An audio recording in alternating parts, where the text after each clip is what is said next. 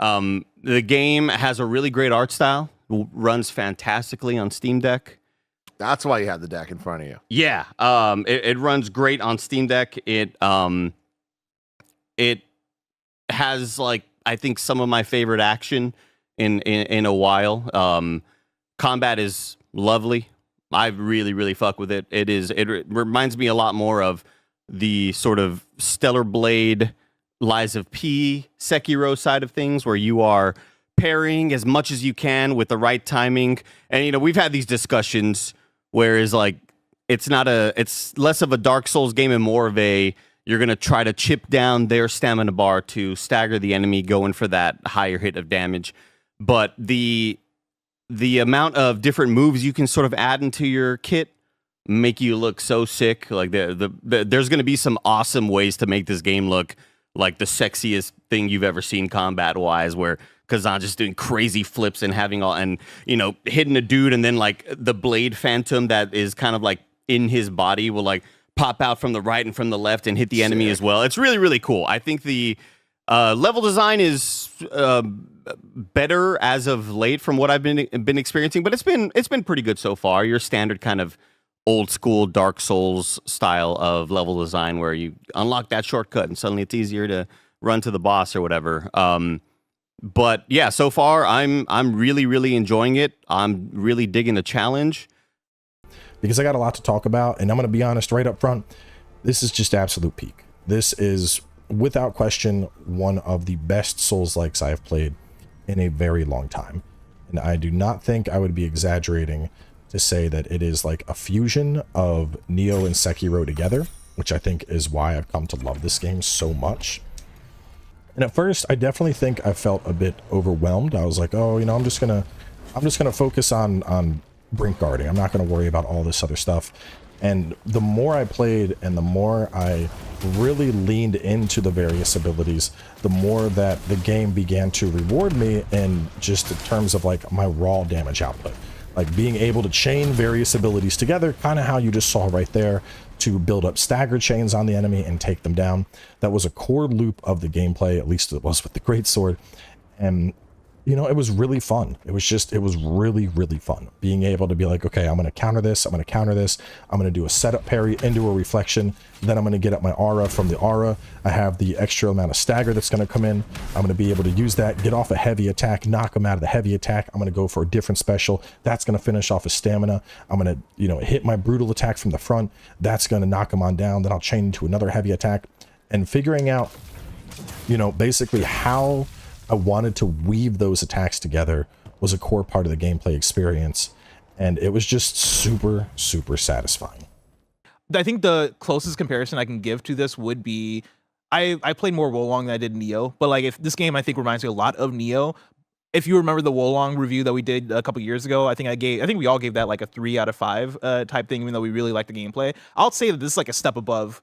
I agree. Totally agree. Where, like, the combat is really engaging, and I think the combat gives you enough options, and the bosses are really well designed, even though they're fucking tough. That is really fun on that level. And then the art style, also in presentation, I think is really good. But the story reminds me about how I felt about the Wolong story, but not as bad. Like, Wolong was so boring, whereas this, at least, you can tell that they're trying. You can tell that there's a universe here that might be, if you're a nerd about it, could have stuff for you. But, like, you know, I'm not necessarily here for that. The level design might be, like, slightly better than a Wolong as well, right? Like, if I were to give it a score right now, I would say 8 out of 10. I'm around like 8.5 out of 10. Yeah. Like, I'm That's great. I'm having a great. It is definition. great. It is great. That's the definition. I really fucking like this game a lot. That's awesome. I would put it above, for me at least, Stellar Blade, because I think combat and movement feels better. I loved the way Stellar Blade felt when you were kind of finally getting into the action, but something about, like, just her standard attack,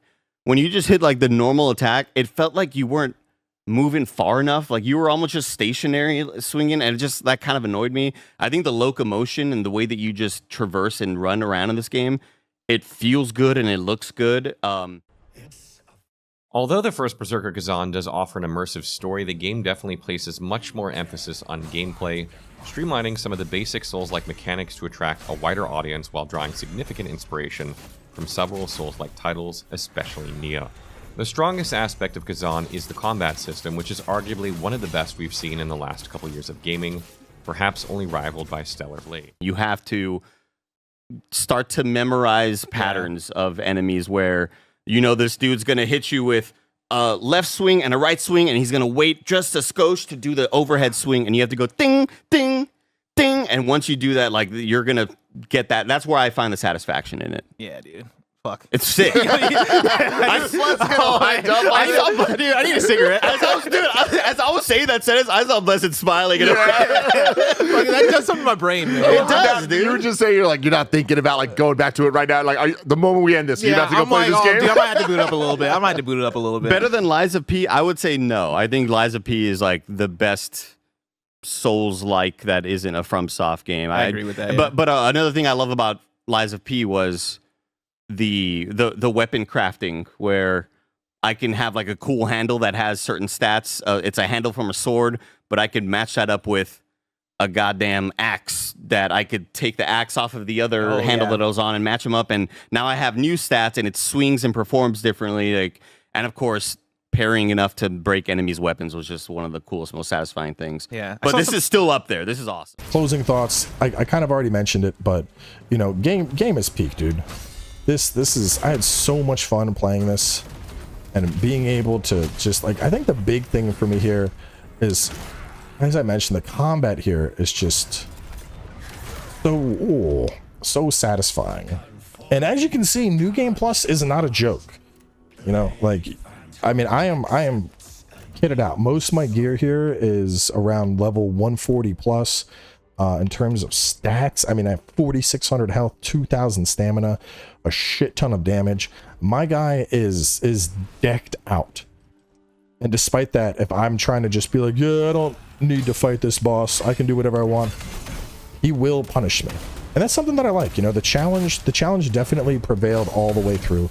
And actually talking about that a little bit, because I know even on stream, I was saying that it felt like this was a little bit different from the demo that we had access to back in October. And I will say, I think the difficulty and the challenge of the game is fine here. You know, after getting through it, there were quite a few bosses where trying to get through the boss took me like upwards of an hour. And then at the same time, there were fights where I just, you know, I felt like I had it. I had the secret sauce. And so I think the game did a really good job of fine-tuning the difficulty here. Like, I think that they basically made the intro a little bit easier just because they wanted people to be able to get access to the hub and start, you know, get the ability to replay through various missions and whatnot. But, you know, if you're like, oh, I played the demo and I think it was too easy, like, nah, you'll have the challenge. And for those that don't like the challenge, the game does actually have an easy mode you can select after the first boss. On top of that, we have access to the Spirit of Advocacies that you can summon in, which is just like an NPC that you can summon who's going to assist you. So the game has a lot of things which you can utilize to make the difficulty a little bit easier if that's what you're looking for. And if you're looking for a challenge, don't worry, you'll have it. Especially if you're not using your Spirit of Advocacies, which is, you know, there's actually a trophy for beating the whole game without using them. But yeah, that is going to wrap things up here for me. Like I said, this is probably the most fun I've had with a Souls game in a really long time. Easily, I think the last time I had this much fun with combat was, like I said, either Nioh 2 or Sekiro, because the combat here is just, it's good. It's really good. I'm playing this game and I'm like, this game is so fucking good. It's so fucking fun. And even as we're reviewing it, right? Like I alluded to it at the beginning of this, there are so many action games that are like leaning in this direction of being a bit Sekiro-like or being a bit Nioh-like or being a bit Souls-like or being a bit Elden Ring, right? And if this game came out in like 2014, we'd be talking about Game of the Year, you know, category. But for where we're at, we've gotten so many of these. And like, I'm saying that as a good thing. I'm sure at some point we're going to hit critical mass of, all right, the Soulsborne bubble has popped and now we got to slow down on making so many of these. But as of now, I think we are kind of in the prime of the modern action game. And I want to take a second to just appreciate that. I'm playing this game and I'm like, 8 out of 10. Meanwhile, I'm having some of the most fun. I'm having a fucking fantastic time. And that's just where we're at, where we have games like Dark Souls that have such fantastic level design, right? We have games like Sekiro that have such good combat, or, a game like Lies of P that nailed like atmosphere, nailed like having a unique combat system and all these things. And there's enough of these bad games to suss them out and be like, these are special for this reason. Yes. And it's not that anybody can throw their hat into the ring and suddenly make a good Souls-like. Like, there's plenty of bad ones out there. For sure. And this one is definitely a really stands good one. above. This is a great one, I'll say. Final thoughts. The first Berserker Kazan has been on my wish list for over a year now. I remember being incredibly hyped to play the moment I saw the cel-shaded Souls-like trailer that almost looked like a Berserk game coming to life. So has the game lived up to the hype in my eyes? I would say absolutely yes. The game has everything I expected and wanted it to have. A dramatic and slightly edgy revenge story, visceral combat that feels like a fast-paced expanded version of Sekiro, and a fantastic art style with cel shading to give it that manhwa anime aesthetic. Despite having interesting characters who make hardly any appearance and the lack of character development from Kazan and Blade Phantom, I still found myself enjoying the story for its plot-driven narrative, serving as an incentive enough to keep pushing forward through all the tough obstacles you face in the game. The excellent technical and visual aspects carry the main story with fantastic boss designs and effects that make climactic moments feel exceptionally dramatic. These bosses are also the most fun content the game has to offer, which was the main thing I was looking for in Kazan. It's just a shame that customization and thus replayability are slightly lacking, since I always found myself craving to spend more time in the crevice tinkering with my build, but I'm sure this could be expanded upon in future titles or maybe even a DLC. The big budget from the Dungeon & Fighter series really shows in this title, and it's an extremely solid game for $59.99, easily making it my second favorite game this year so far, just behind Monster Hunter Wilds. I highly recommend you grab this day one if you're a fan of titles such as Sekiro, Devil May Cry 5, or Nioh.